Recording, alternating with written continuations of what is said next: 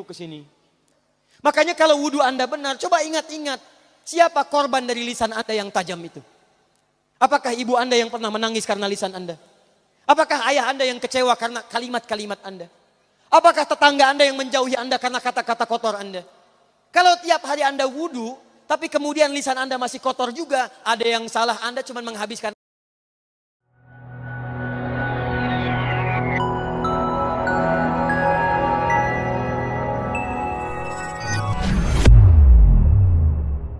Kalau kamu ingin sempurna dalam menunaikan salat, faghsilu wujuhakum, maka mulai dengan menyempurnakan wudu. Lihat baik-baik, saya tidak bermaksud mengajarkan, hanya mengulang kembali apa yang kita pelajari.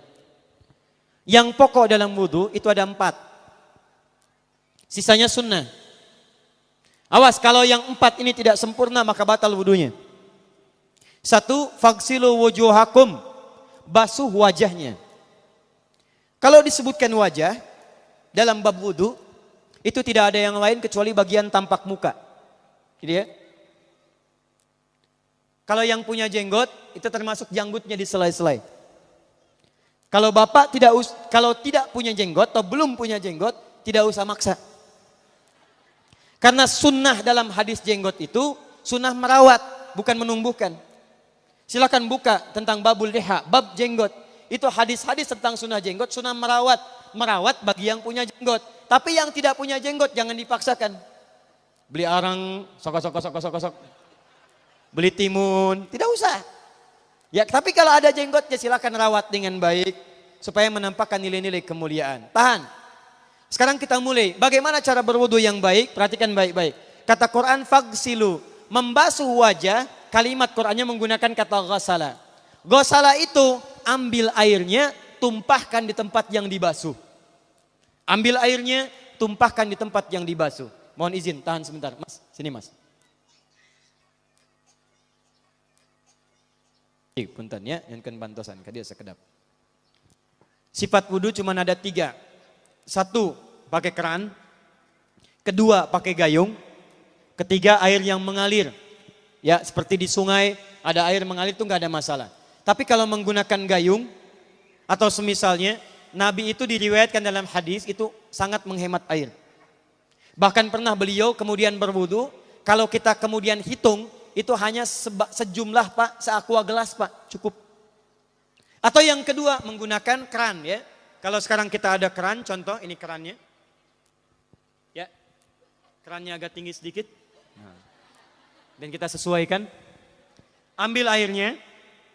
Misal contoh, ghasala itu bukan ditumpahkan, ambil air, tumpahkan di tempat yang akan dibasuh begini.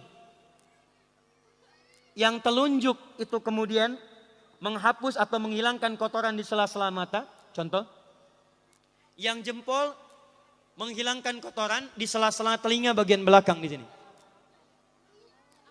Ya. Kalau misalnya saya mulai ambil airnya, kemudian saya tumpahkan di sini, yang telunjuk membersihkan di jari-jari di sini, di sela-sela mata. Yang jempol kemudian membersihkan di sela-sela di bawah telinga sini. Kemudian di selesai. 1. Tahan sebentar ya, ini praktek dulu sebentar. 2. Wa aidiakum ilal marafiq, ini yang sering keliru. Dan tangan sampai siku. Ingat, tangan bahasa Arabnya yadun. Tapi dalam ibadah itu selalu diberikan batas. Misal, ini kafun. Ini asabi'. Ini sampai sini rusghun. Sampai sini, Bapak Ibu sekalian, ini namanya mirfaq, jamannya marafiq. Sampai sini katif.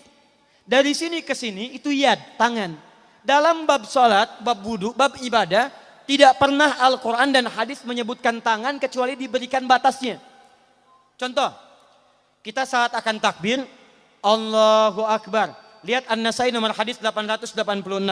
Kata Nabi, fawadu'a kaffahul yumna. Maka orang salat itu meletakkan telapak tangan yang kanannya alal yusra, di punggung yang kirinya. Jadi begitu takbir Allahu Akbar, yang kanan meletakkan di punggung kiri. Apa batas meletakkannya? Cuman sampai 3. 1, yang telapak ke punggung begini, jadi boleh begini. Yang kedua, pergelangan ketemu pergelangan begini. Rusgun ala rusgin. Jadi begitu takbir, Allahu Akbar, ini boleh. Tapi nggak usah diukur Pak ya, jangan telat. Allah, pas cepat.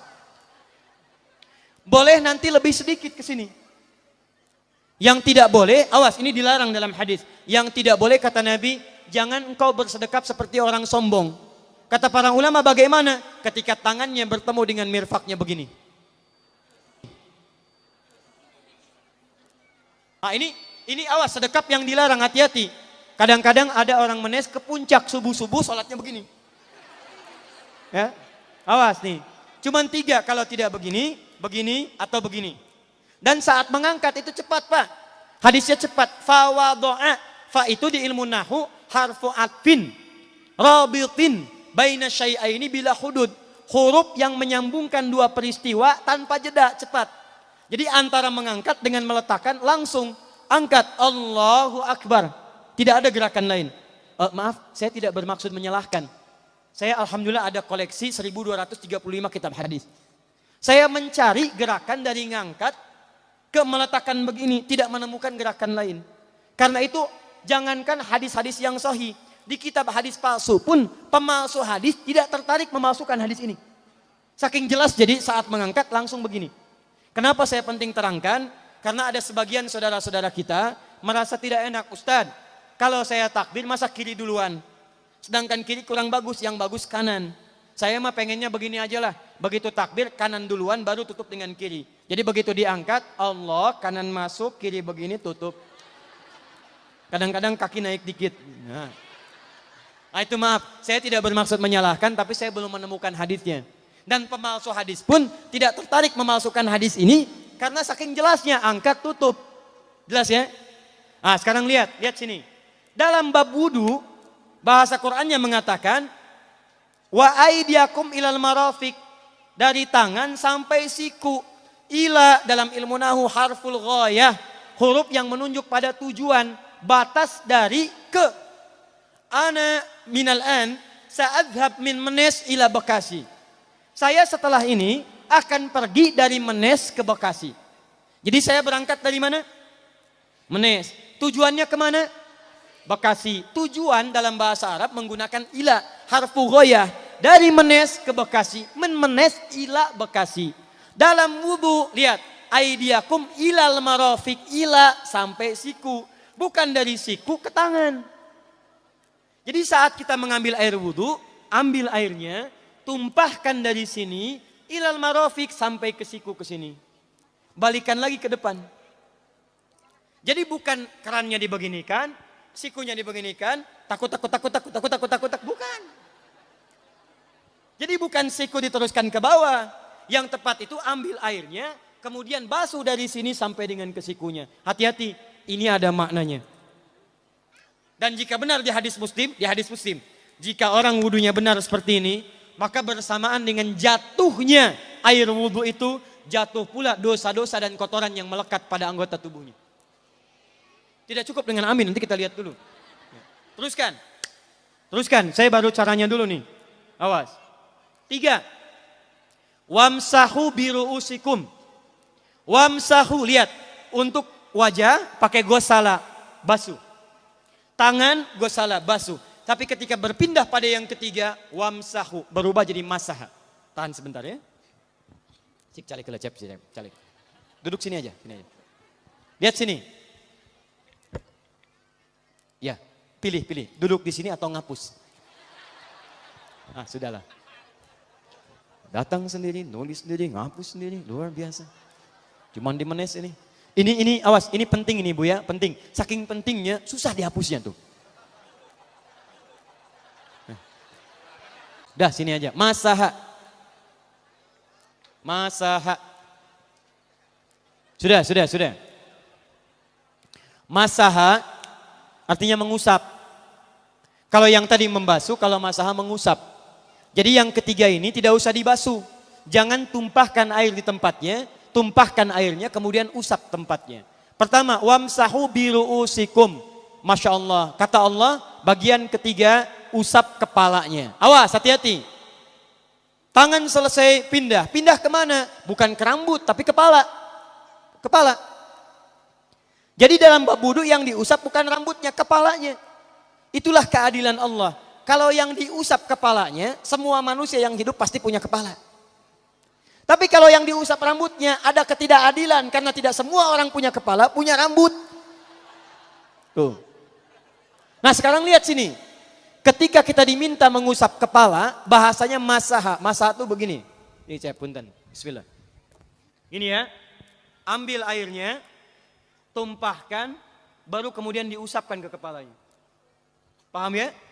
Kalau yang gosala, ambil, tumpahkan di tempat yang akan dibasuh. Tapi kalau masaha, hati-hati. Ambil airnya, tumpahkan, baru diusap. Jadi bukan diambil air, tumpahkan di kepala begini. Paham? Tahan sebentar. Dan ini menggunakan huruf ba, Masya Allah. Ba, lihat, wajah tidak pakai ba. Tangan tidak pakai ba. Tapi khusus untuk kepala pakai ba. Wamsahu bi. Huruf ba dalam ilmu nahu. Coba dibuka yang suka ngaji. Buka kitab Bughnil Labib an Kutubil A'arib. Halaman 29 sampai dengan 59. Di situ ada penjelasan karya Ibnu Hisham Al-Ansari. Ibnu Hisham Al-Ansari. Itu ada penjelasan tentang makna huruf ba. Huruf ba itu punya 14 arti dalam bahasa Arab. Ada ilsaq, ada istighraq, ada muhabah, ada ba li tab'id. Ba li tab'id dibagi dua. Tab'id ma'al hudud wa tab'id bila hudud. Ini informasi saja, Pak. Bahasa Arab itu luar biasa. Ada mahasiswa kita orang Indonesia belajar di Kairo di Mesir di Al-Azhar. Ngambil S3. Bahasannya nulis disertasi, bahasanya tentang makna huruf ba di ayat wudu. Wamsahu biru'usikum. Dibahas, hanya membahas huruf ba, Pak, satu huruf itu dapat doktor, dapat S3. Ayo silahkan yang belum S3. Ada huruf ta, ada huruf fa, ada huruf jim sampai huruf ya, masih banyak tuh. Nah yang ba ini, ba, kenapa pakai ba? Kata para ulama dari huruf ba yang 14 ini ada 3 makna yang diterapkan dalam ayat wudu. Satu istighraq. Istighraq itu membasuh keseluruhan. Jadi kalau kita ingin wudu, ambil airnya tumpahkan, basuh keseluruhan dari depan sampai ke belakang begini. Balikan lagi. Yang kedua, at-tab'id ma'at tahdid. Sebagian tapi dengan batas. Kata Imam Asy-Syafi'i, di mana batasnya ubun-ubun? Diboleh kalau kita mau wudu, misalnya ibu tidak bisa membasuh keseluruhan. Sedang pakai kerudung misalnya, jilbab nggak bisa dibuka. Tempat wudunya terbuka. Anda tinggal ambil air wudu, kemudian tumpahkan sedikit, boleh diusapkan bagian kepala sampai ubun-ubun. Sah wudunya. 3. At-tab'id min duni tahdid. Sepanjang disebut bagian kepala. Masuk kepala nggak ada batas. Ini kepala bukan? Ini kepala? Ini kepala? Jadi kalau Anda berwudu mengusap bagian kepala, itu sudah sah. Walaupun bagian tertentu diusap di kepalanya. Kapan ini dipraktikkan? Kata Imam Malik, kata Imam Abu Hanifah, ini dipraktikkan kalau seorang memiliki satu sakit di kepalanya yang tidak memungkinkan dibasuh keseluruhan. Misal, mohon maaf. Ya, ada orang misalnya, mohon maaf ya, tiba-tiba sedang jalan di kebun, tuh jatuh duren. Anak duren ya, jangan durennya yang besar. Tiba-tiba nimpa misalnya. Duren teh bahasa rangatnya kadu, Bu, ya. Kadupak, kaduhung, ya, dan seterusnya. Kadu. Nimpa kepalanya, bocor misalnya. Kemudian dalam bocor itu diperban, kata dokter tidak boleh kena air. Saat bagian kepala yang tidak boleh kena air itu bukan berarti wudunya kemudian bisa batal atau boleh tayamum karena tidak bisa mengusap kepala. Kata para ulama, boleh dia mengusap bagian kepala yang lain yang tidak terluka. Itulah kenapa Allah memberikan huruf ba di sini untuk kemudahan bagi kita dalam menunaikan wudu. Tapi pastinya yang dibasuh kepalanya bukan rambutnya. Jadi kalau ada laki-laki sudah dandan, sisiran, rapi, tiba-tiba keran dibuka, yang diusap cuma rambutnya, ulak. Itu batal wudunya. Tidak sah. Harus diulang. Terakhir kaki.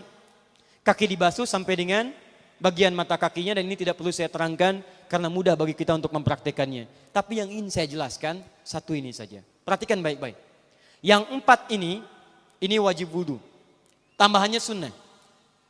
Niat dimasukkan dalam wajibnya. Lihat sini. Kumur-kumur sunnah. Telinga sunnah. Istinsyak sunnah. Yang 4 ini wajib. Tapi terlepas dari wajib dan sunnahnya, perhatikan baik-baik. kenapa ini disebut dengan wudu. Dan hebatnya Al-Quran mengistilahkannya dengan tohara. Tohara.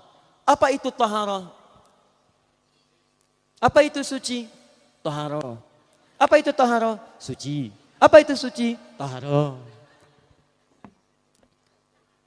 Ada tohara, ada nadhafah, itu beda. Kalau nadhafah, bersih luarnya, tapi belum tentu bersih dalamnya. Bisa jadi luarnya bersih, tapi dalamnya najis. Misal, hewan yang paling najis apa? Yang haram. Misal hewan tadi itu, hewan babi misalnya, misal, dibersihkan, dimandikan, disisir, sampai bersih. Bersih tidak? Bersih, bersih. Tapi halal tidak, suci tidak? Tidak. Al-khinziru nadhifun walakinnahu ghairu tahir. Babinya bisa bersih tapi tetap tidak halal, tidak suci dia. Tetap haram, tetap najis. Paham? Tapi kalau bersih luarnya dan suci dalamnya, maka kalimatnya berubah dari nadhafah jadi tohara. Tohara. Orangnya disebut dengan tahir. Kalau rajin dikerjakan disebut dengan mutatahhir.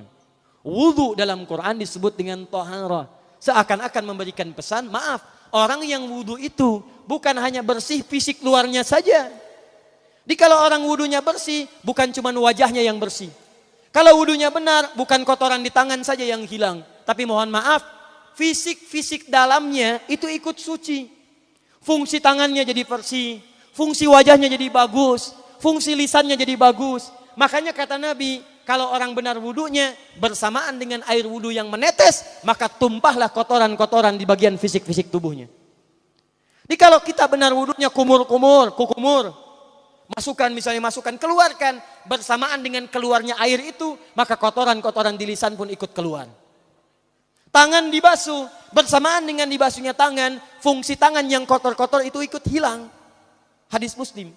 Makanya orang yang setelah selesai wudu dia berdoa, apa wudunya? Apa doa wudunya?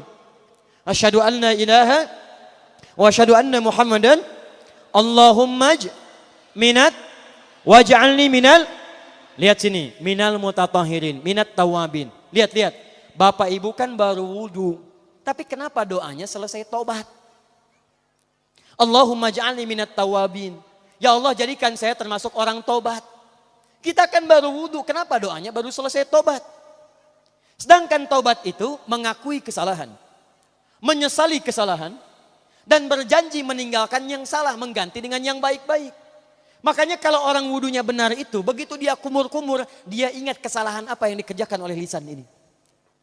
Jadi begitu kemudian ditumpahkan airnya, hilang kotorannya. Maaf, yang suka mencela wudu, selesai wudu tidak akan mencela lagi karena tobat dari celaan. Makanya kalau wudu Anda benar, coba ingat-ingat, siapa korban dari lisan Anda yang tajam itu?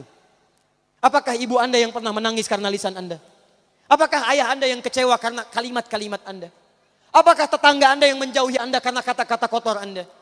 Kalau tiap hari Anda wudu, tapi kemudian lisan Anda masih kotor juga, ada yang salah, Anda cuma menghabiskan air untuk menghilangkan kotoran di lisan. Itu tanda pertama. Tangan basuh. Makanya orang yang wudunya benar, tangannya tidak akan berbuat yang kotor lagi sampai ke ujung kakinya. Karena itulah ibadah ini disebut dengan wudu, seakar dengan kata dau. Kata para ulama, mereka sebagian mengatakan dau artinya cahaya, dau artinya sinar, dau artinya al-husnu, baik budi pekerti. Kalau orang benar wudunya, bertambah sinar di tangannya, sinar di wajahnya, sinar di lisannya. Apa sinar itu? Di dunia sinar-sinar amaliyah kebaikan, sifat-sifat baik, di akhirat pancaran-pancaran kemuliaan. Satud'a ummati yaumal qiyamati ghurral muhajjalin. Akan dipanggil umatku di hari kiamat dengan banyak cahaya melekat di tubuhnya. Tangannya ada cahaya, matanya ada cahaya, wajahnya bercahaya, kakinya bercahaya. Cahaya apa itu? Kata Nabi, min atharil wudu, dari bekas wudunya. Jadi kalau kita benar wudunya, itu kita jadi orang baik. Ada cahaya kebaikan dalam diri kita. Itu yang disebut dengan tawabin. Makanya kalau Bapak Ibu tiap hari wudu, Allahumma ja'alni minat tawabin. Tapi mulut tidak tobat, tangan tidak tobat, kaki tidak tobat, ada yang salah dengan wudunya. Waj'alni minal mutatahhirin. Jadikan saya orang bersih dan suci. Jadi kalau selesai wudu, pakaian bersih, wajah bersih, tangan bersih, ini pakaian bersih, pakai jas, pakai dasi, tapi tangan tidak bersih, korupsi juga, mencuri juga, menipu juga, ada yang salah dalam wudunya. Kalau kita bisa mengerjakan wudu ini dengan baik, maka naik status kita. Disebut sebagai, langsung oleh Al-Quran, disebut hamba yang dicintai oleh Allah Subhanahu wa ta'ala. Di Quran surah kedua Al-Baqarah ayat 222. Saya tutup. Lihat ayatnya. Di ujung ayatnya. Innallaha yuhibbut tawwabina wa yuhibbul mutatahhirin. Sungguh Allah akan sangat mencintai orang-orang yang taubat dan orang-orang yang terbiasa untuk bersuci. Kita selesai wudu mengatakan, Allahumma ja'alni minat tawabin, waj'alni minal mutatahhirin. Dijawab oleh Allah, innallaha yuhibbut tawabin, wa yuhibbul mutatahhirin. Karena itulah orang yang rajin wudu adalah orang-orang yang dicintai oleh Allah Subhanahu wa ta'ala. Jadi kalau Bapak Ibu, maaf ya, sekarang cek. Kalau batal wudu, pengen wudu lagi. Tidak hanya saat sholat. Sekarang batal wudu, ingin wudu. Batal wudu, ingin wudu. Itu tandanya Bapak Ibu sedang mendapatkan cinta dari Allah Subhanahu wa ta'ala. Tapi hakikat cintanya bukan pada wudunya, tapi berubahlah orang itu menjadi baik dan dekat dengan Allah Subhanahu wa ta'ala.